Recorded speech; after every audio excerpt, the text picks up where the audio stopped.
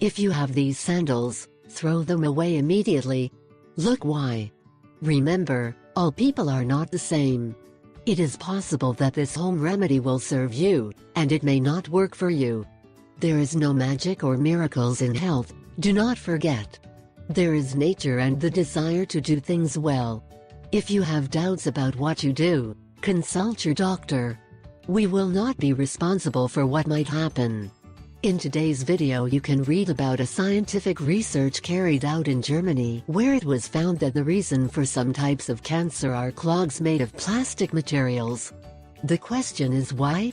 The answer is very simple. Plastic materials contain carcinogenic compounds. Namely, this research included 10 pairs of clogs made of plastic materials, or to be more precise, supposedly the best brands that can be found in the market today.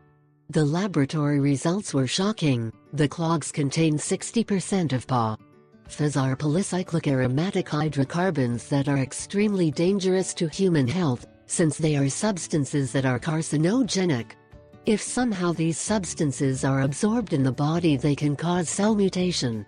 On the other hand, another surprising finding is that the clogs were tested containing 70% solvents and heavy metals that can be easily absorbed by human skin.